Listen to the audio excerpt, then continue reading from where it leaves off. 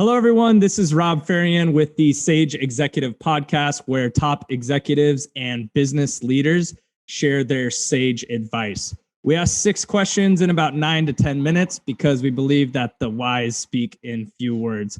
Got an awesome guest today, Nick Lynch of Kaleidoscope. Super excited about his story and what Kaleidoscope is doing in the nonprofit space.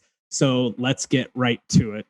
Question number 1, Nick, in a few sentences, would you mind introducing yourself and telling us what you do? Yeah, absolutely. Thanks for having me on. So my name is Nick Lynch. I'm the co-founder of Kaleidoscope.io. My professional background is in advertising technology for the last 13 years. I've been based in LA, building advertising technology. But from a personal standpoint, I'm a Make-A-Wish kid. I had cancer when I was 3. The Make-A-Wish Foundation sent me to Disneyland.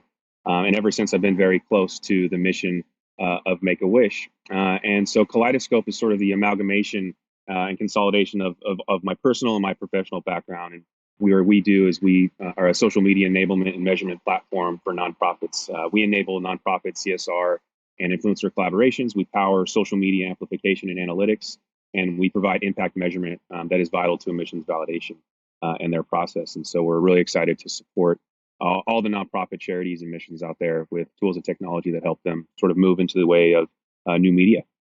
That's awesome. Yeah, I know I told you my career actually started in nonprofits. And before we got on, we were talking a little bit about, nonprofits. A majority of the fundraising that they're doing is in the form of events, right? So galas or golf tournaments, whatever it might be. So how are you helping those nonprofits kind of fill that gap with everything going on in 2020 and not being able to have those large gatherings on a regular basis?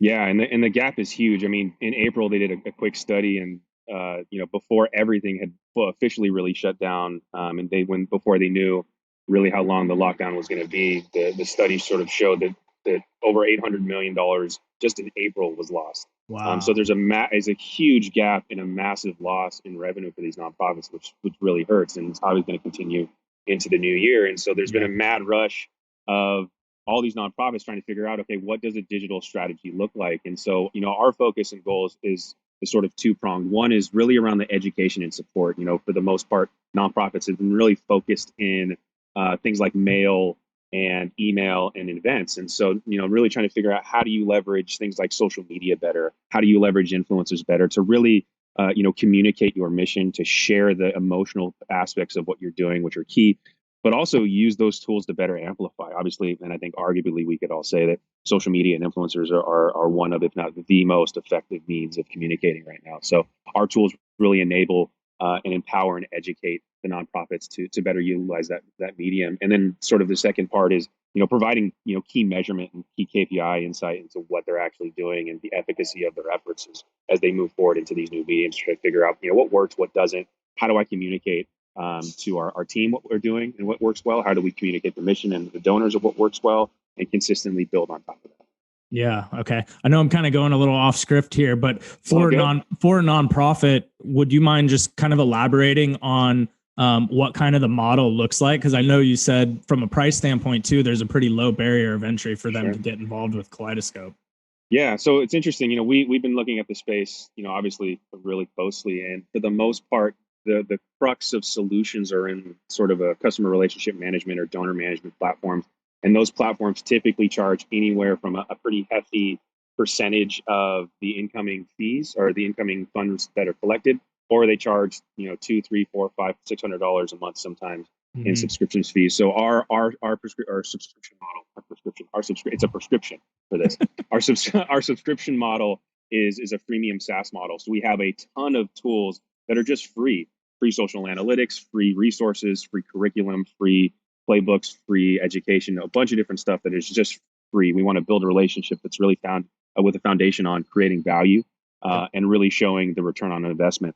And so the other pricing tiers are pretty minimal, depending on how much and how large the feature set you want. But it starts at $140, which is comparatively lower than any other solution out there from a software perspective. That's amazing. No, that's awesome. Yeah, I want to spend a little bit more time highlighting Kaleidoscope. Shifting gears, though, getting back to our 6 questions that will now become 12.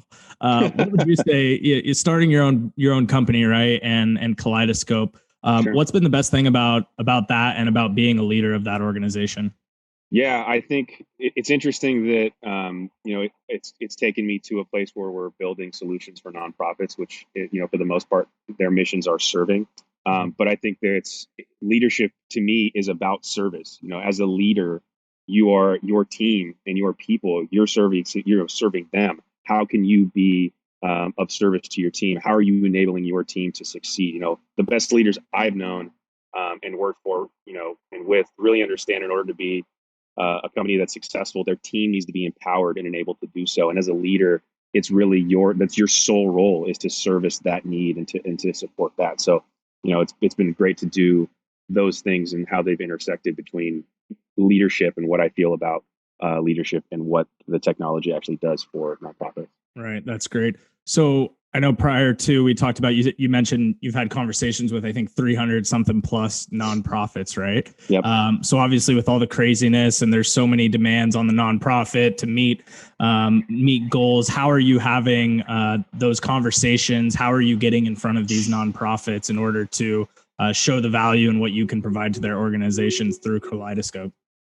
Yeah, sure. So we're doing a lot of collaborations and partnerships with organizations that support nonprofits, and whether that's again building really specific curriculum like legitimate education and online classrooms around what does a digital strategy mean? How do you actually execute that? Who in your organization should manage those roles? So a big part of what we're doing is creating as much curriculum and as much education as possible, and partnering with large organizations that support nonprofits, partnering with government organizations, both national and local, and again, really, working to build partnerships there. Obviously, there are other methods that are more common to a SaaS business, like paid marketing and those sorts of things that we're also doing. But for us, it's really around creating content and being a thought leader in the space, because there's a massive vacuum when it comes to nonprofits and social media, influencer technology, data, that kind of stuff. Question number 4, from an executive business leader standpoint, what would you say is the best sage advice that you could Sure. give another executive, business leader, somebody wanting to start something of their own, similar to Kaleidoscope, that you would be able to provide? Sure. I think the key thing is really focus and intention. Focus on the things that are important and do everything with intention, right? I think the Warren Buffett saying, I think, illustrates it really best. I think he says do 3 things. First, write a list of 25 things you need to do. Second, circle the top 5, and third, forget 6 through 25 until you've completed 1 through 5, right? I mean, it's super Warren Buffett, but it's clear, especially building businesses, it's so easy to look at all the peripheral things of what you could do or what it could be and how it could scale, but you can't get to those bigger things or maybe those more scalable things until you really hone in on the key 4 or 5, 3 things that you need to do to build, and then you consistently build on top of it. You win in 4 or 5 things, and then you build and do the next 4 or 5 things, and you continually build on it. And that's the journey of an entrepreneur, of building a business. Is it's a marathon, and you're going to go up and down, but you got to consistently make these small wins and these building blocks to make something big. Yeah, that's great. So I know Kaleidoscope, you said, started in March. What have been some of those, top 5 things that you have been focusing on right out of the gates? Yeah, so the biggest part, and I hate to be a broken record, but is really around education and understanding where the gaps are. And so that's been really my focus. Is the reason why I spoke to so many nonprofits is I wanted to hear what everybody was going through, both before COVID and sort of what they were looking at, and then obviously during and past COVID.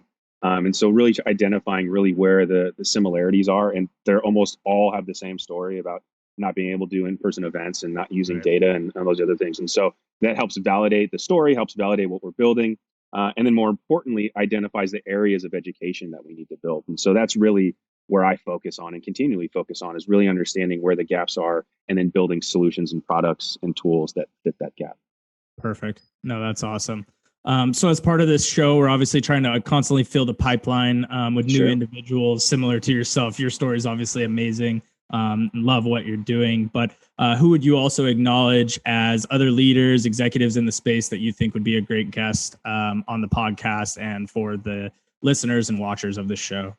Yeah, I mean, a friend of mine and a big mentor for me is a woman by the name of Perel. She's the former CEO of Amobi, which was a Singtel ad tech company. She has since, I think, left now, but she is, if you don't follow her on Instagram. I think she's an Entrepreneur Magazine partner. She as a personal standpoint, she's the most amazing woman ever. But she's super successful, and the things that she sort of thinks through and how she communicates success in business and those sorts of things, I think have been extremely valuable for me, and just sort of the anecdotes that I keep in my heart and my head, having worked with her.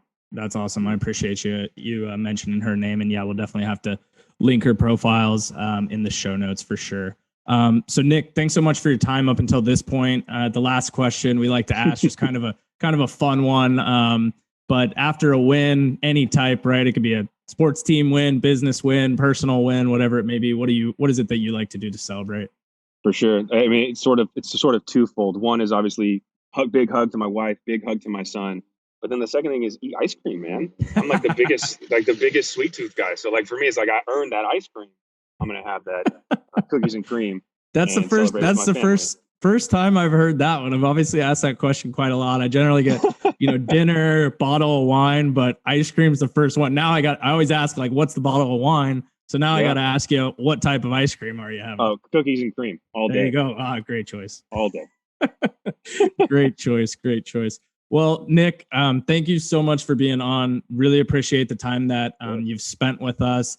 Just to wrap, how can people find more about you and also more about Kaleidoscope? Yeah, so you can find Kaleidoscope and myself on LinkedIn. I'm Nick Lynch. And also you can find Kaleidoscope. We spell it kind of funky. Collide and Scope. It's not with a K. So COLLIDE, scope.io. You can also find kaleidoscope.io on all major social media channels. And I'm excited to meet everybody and work with nonprofits to make things happen. Yeah. So if any nonprofits out there, definitely check out the show notes. We'll include a link to Nick's company's URL. Free tools. There you go. But to wrap up, everyone, again, this is Rob Farian with the Sage Executive Podcast. For more insights and to check out more episodes of the show, visit us at flyingvgroup.com/podcast. Nick, thanks again. Enjoy the holidays. I know we're running into Thanksgiving, but really appreciate your time. Definitely. You too.